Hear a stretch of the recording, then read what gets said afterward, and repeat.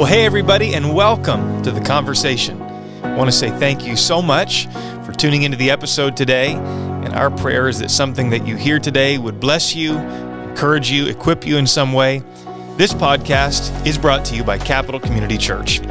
Today we are thrilled to be sitting down for an episode of The Conversation with Mark and Shawna Cary. Now, the Cary family was recently with us for a Kids Sunday at CCC in the month of February, which just happens to be our family month. And that Sunday, I got to tell you, it was absolutely amazing. We're thanking God that at least 3 children received the gift of the Holy Ghost for the first time, and everybody in attendance, whether you were a kid or some other age or stage, everybody had a blast that Sunday, I got to tell you. Now, Mark and Shawna, they are parents to 3 awesome kids, Aven, Eliza, and Winnie. They serve as members on the team of Life Church, which is in Burlington, Ontario. And also, Mark has had a long-time career in aviation, currently flying commercially for Air Canada. In the conversation today, Mark shares a story of how he flew a rescue mission to Antarctica during the Antarctic winter.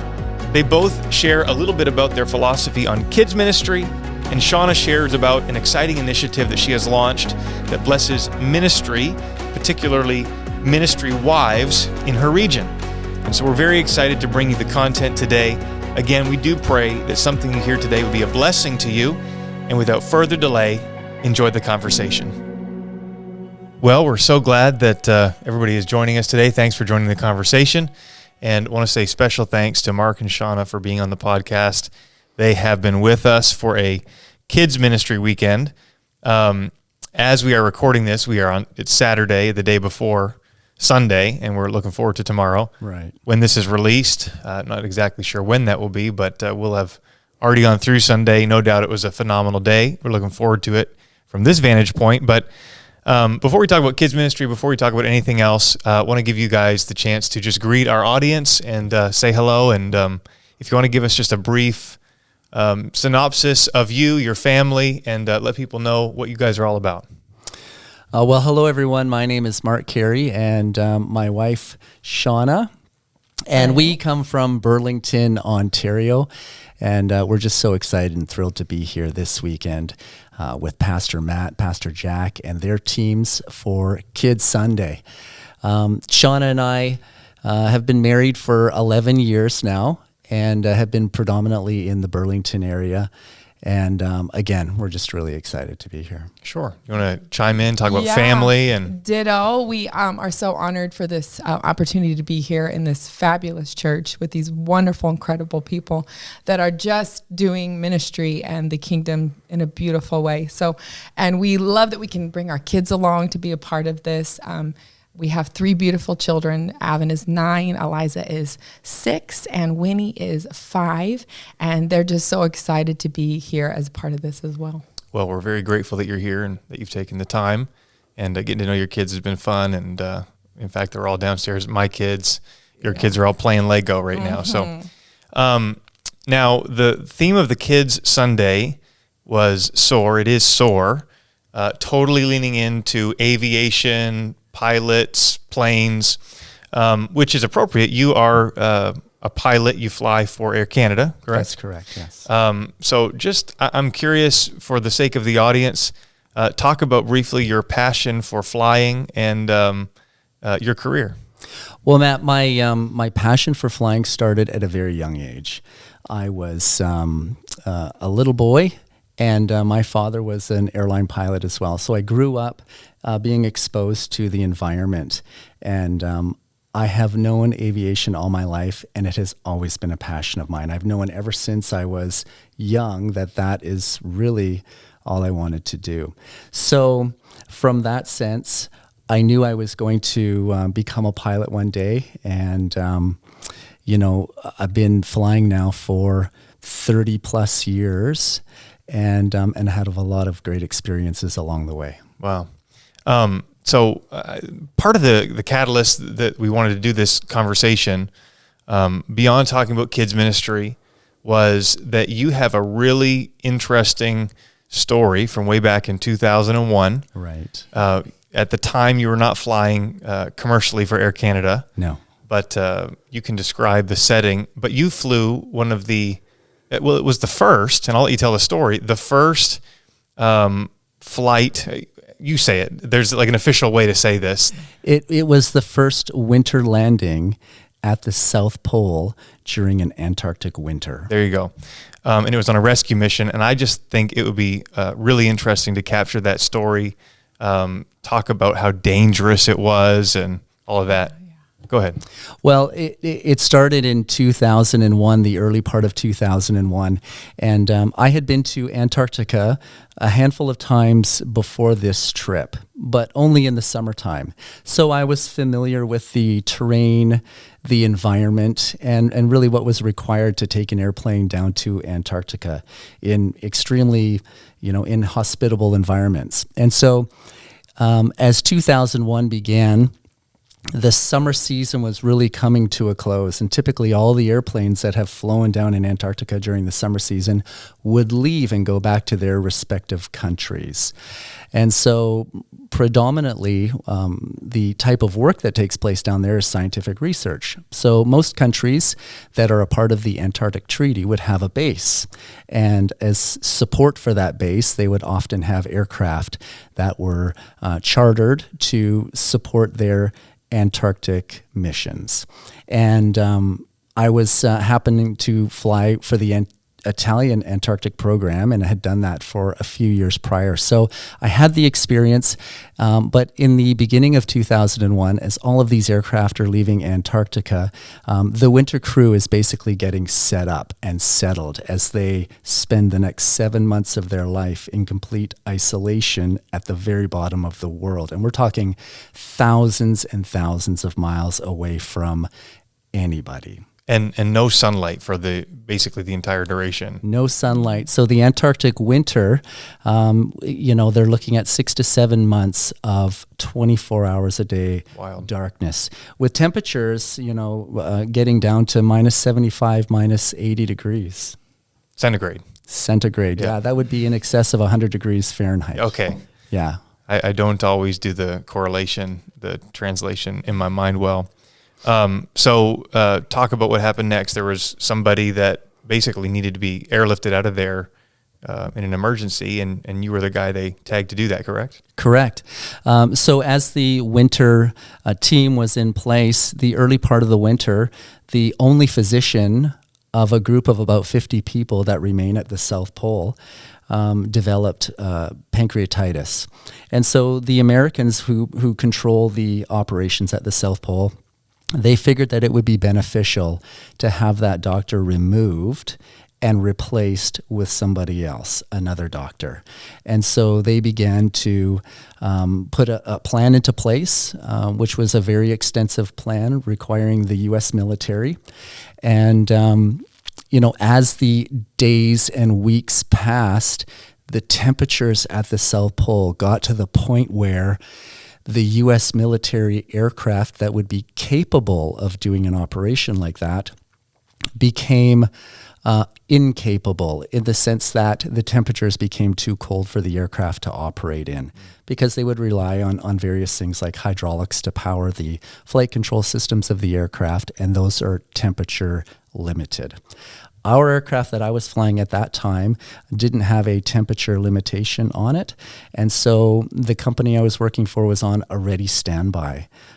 And as soon as the Americans pulled out, we were given the green light to start really putting this mission together.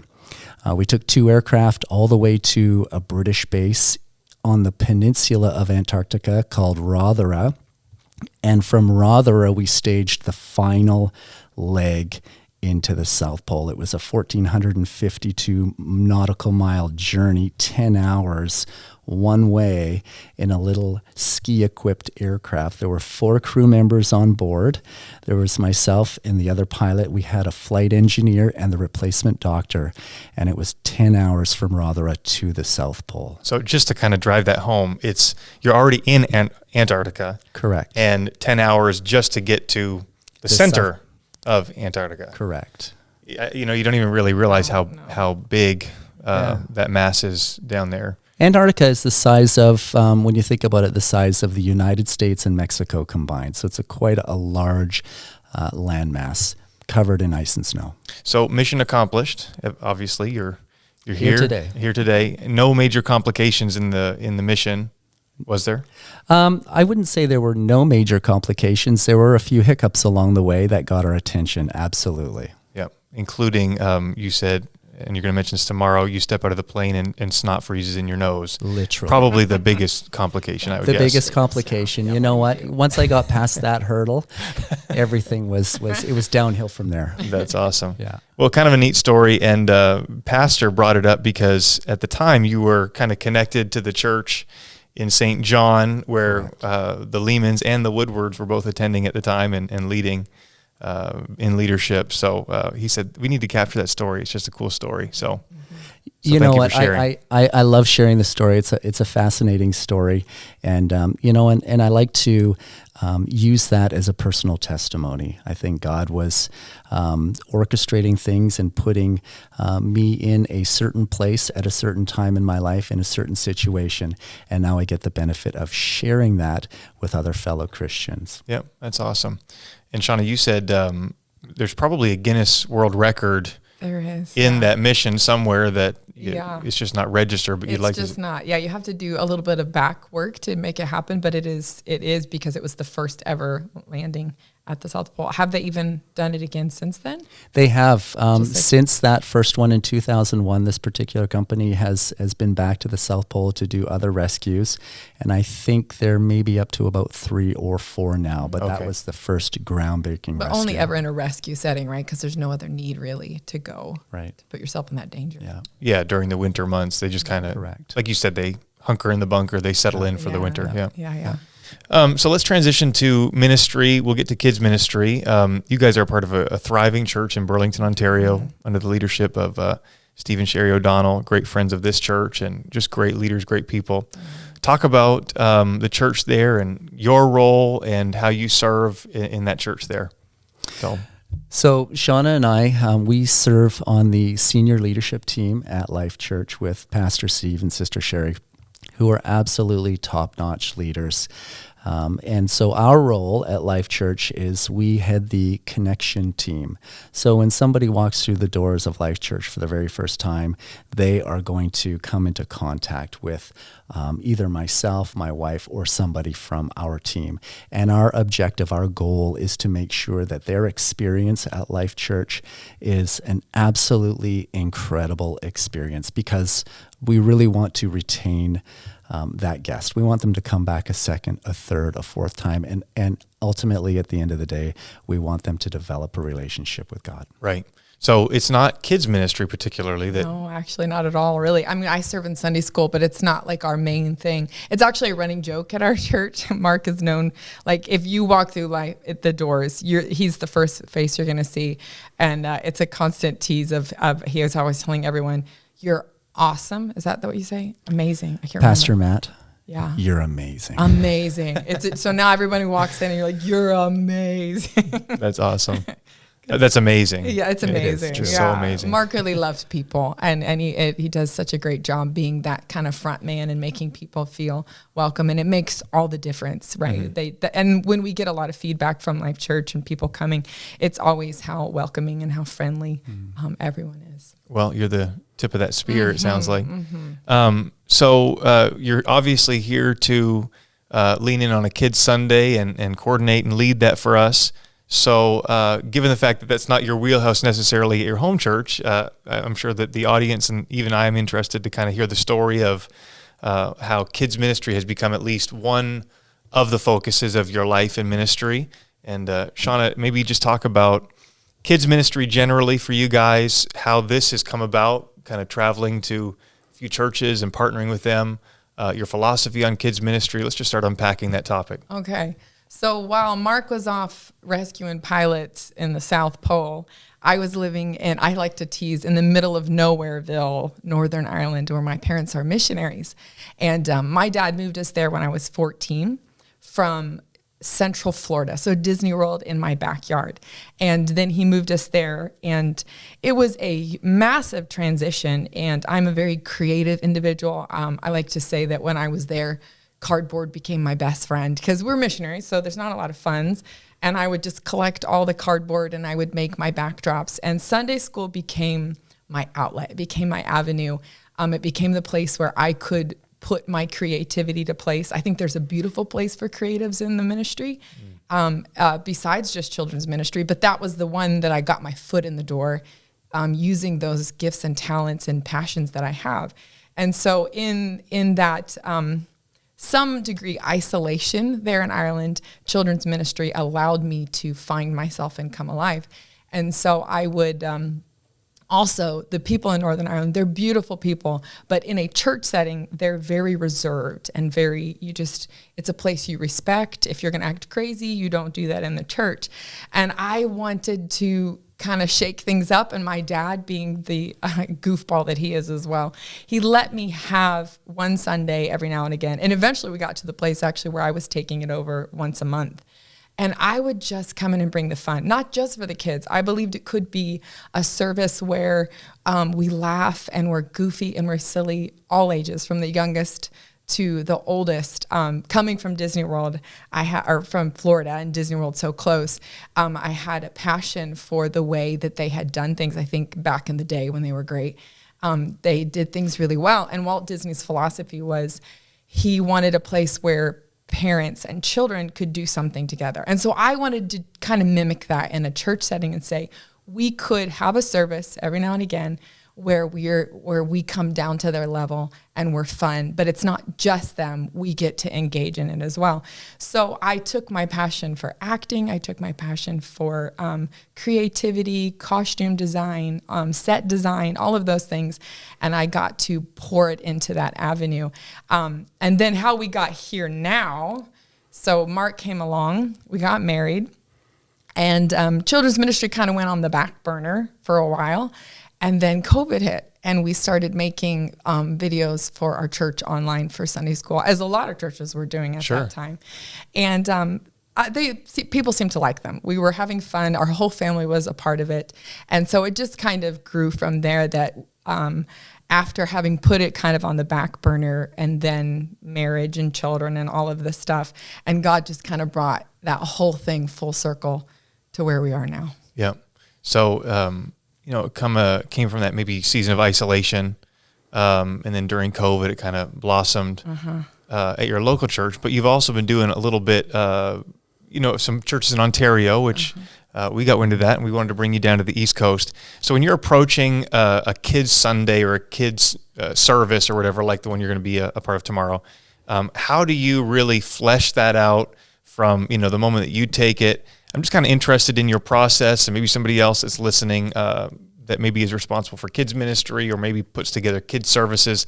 How do you approach that time to really engage the kids, but also bring the adults along for that ride? So let's kind of get into maybe just a little bit of the nitty gritty, the details of what you guys do. Okay. It's probably a little chaotic. We just take inspiration as it comes, right? I'll find it from anywhere. But I think when I first started doing this, I took my inspiration. I mentioned Walt Disney, but above and beyond that, the greatest inspiration of all was Jesus. And he was a storyteller, right? He loved to tell parables. And I think when you tell stories, you captivate all ages, all levels. And it actually all started when I was 27, the story aspect, when I was 27 years old on my birthday, waiting for love and being dramatic and pining and all of that stuff. God dropped a story in my heart, and it was like a testimony. I'm actually going to tell it on Sunday night. It's the first story I ever wrote. And I also had a passion for Dr. Seuss. I love the concept of a story that rhymes and flows. I just think it's captivating and memorable. And so on my 27th birthday, sitting on this big field in the front of our church, God dropped this story in my heart, and I wrote it down in a flurry. And it was the thing that initially sparked my love of storytelling. And so that's I usually start with a story. I wrote a few, and it's all God.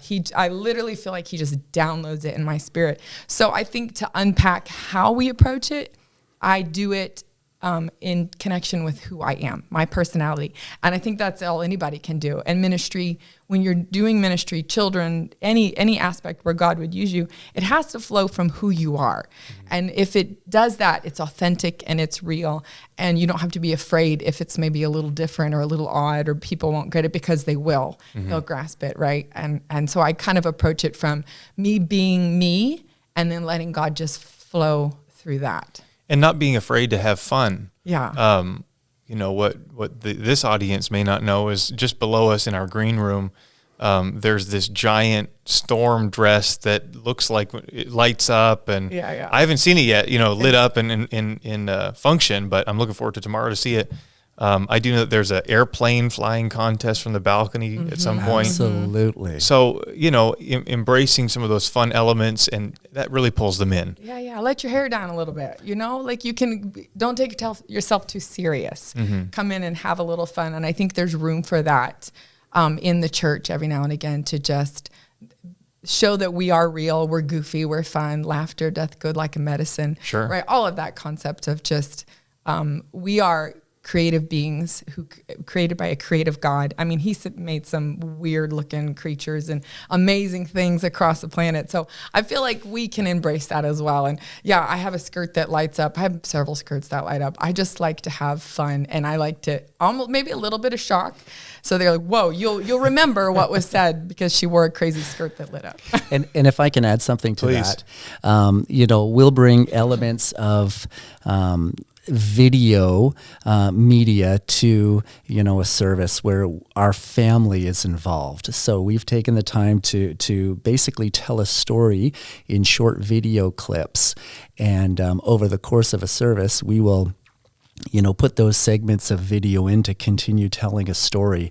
And then what we'll do is, near the end, we will come into the auditorium and live act out the conclusion of the story that's being told. So it's a really unique element that Sean and I will do.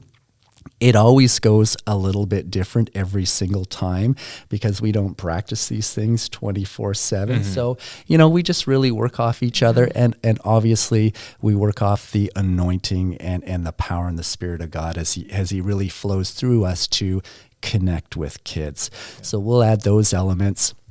Like you say, we're going to be throwing in the first ever crazy airplane toss that CCC has ever experienced. This may be the first in any church service anywhere. Maybe another Guinness World Record that we need to talk about. We are literally going to light up the skies of CCC with paper airplanes. So you are not going to want to miss that. I love it. So we do those sort of fun elements. And then near the end of the service, basically after this flight is concluding, I'll just come in and I'll spend about 10 minutes as we descend in and land this service, and talk to the kids and share a little bit about my story that I've just shared with you today. Yeah, I think it's so awesome. I mean, it seemed like an obvious choice for us to kind of pick an airplane aviation theme given your profession.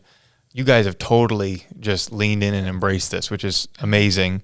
Have you done this theme before? Yeah, we some of this content we already had from a previous, when we did children's camp and videos that we did during COVID. And so we had some content, but when we knew you were, we just fully went all over. We're taking this to a whole new level. Yeah, that's whole awesome. New level. Like when I think about aviation generally, like I feel like there's a lot of little principles that can be lifted, whether it's, the law of grace is greater than sin and the law of lift is greater than gravity. And I don't know if there's like little tidbits and little principles there that just seem obvious and that you can lean into, but I think it's great.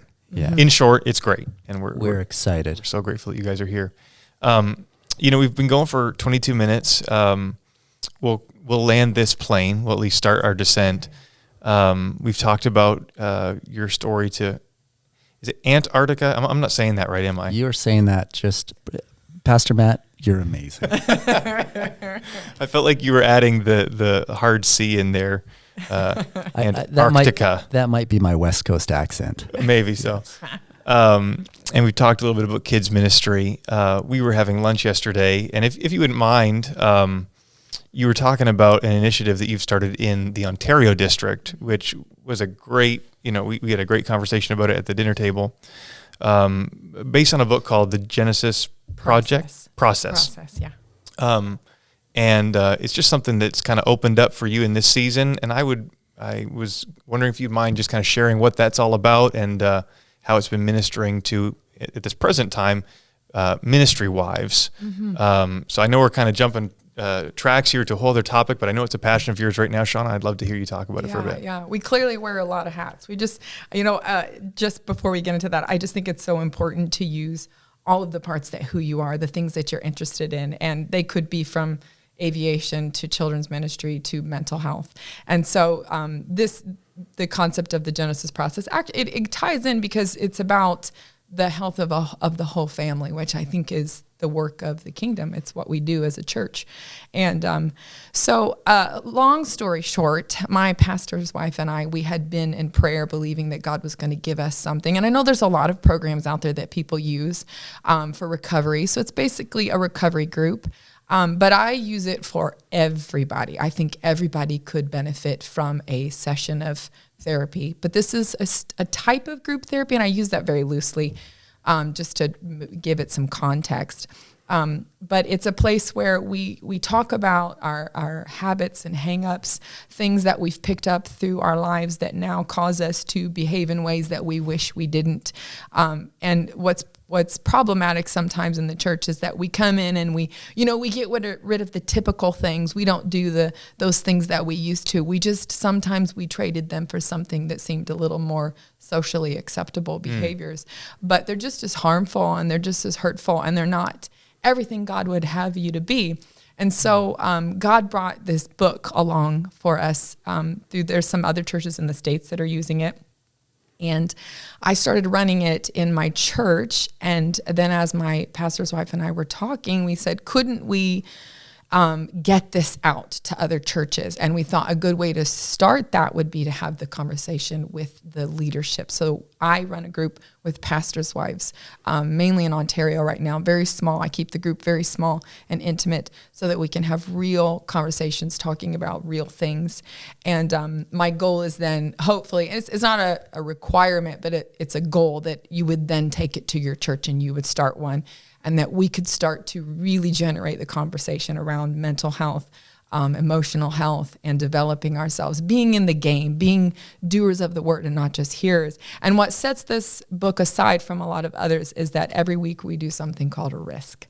And I know that word sounds scary and people don't like it, but you don't change unless you have new experiences. You don't change through words. That's why you can sit on a pew and you can hear people talk and you can hear the ministry, you can hear the word come week after week, month after month, and nothing ever changes. But if you were to go home and apply that to an area that's maybe a little bit scary, a little bit challenging, a little bit hard, have that conversation you've been avoiding, talk about that thing with your spouse or with your long-lost sibling. There's just so many practical applications to taking risks in life.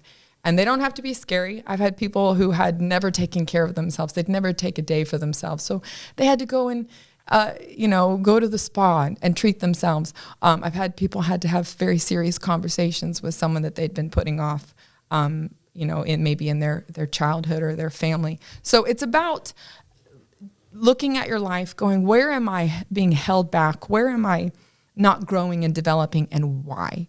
And when you understand that, then go, okay, well, now maybe I have to do something to get myself out of that a little bit. Does the process, the Genesis process, is it kind of mirroring the creation account? Is that kind of the premise of the book and this group? Not necessarily. It's more so just, I think, new beginnings, something, like a fresh start. Yeah, looking back is more what he's pulling from the author of the book is. Understood, yeah. I think that's wonderful. And, I think it's a good thing that this generation, the younger generation, but those that are alive today are willing to have these conversations, because at the end of the day, you can get so caught up in the work of God that it's hard to say. You can do some damage in doing so, but if we can take a moment and catch a breath and say, "Am I healthy? Am I well?" We can actually end up doing more for the kingdom of God in the long run. So I appreciate that, and I know it's one of the facets of your ministry. And like I said, we are landing the plane right around a half an hour, like we said. But I do appreciate that you guys wear those different hats, and it is evident that you wear them with excellence, and we're grateful for that. And I know that CCC is going to be blessed tomorrow by it.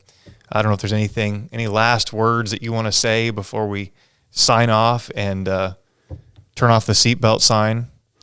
You know what, ladies and gentlemen, welcome to CCC. It's going to be a great Sunday tomorrow. We're so thrilled to be here. It's awesome. Yeah. Thank you so much, guys. I appreciate it. Thank you.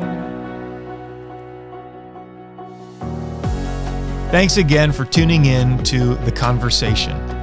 If you enjoyed today's episode, be sure to rate and review this podcast, share this episode with a friend, and subscribe for future content.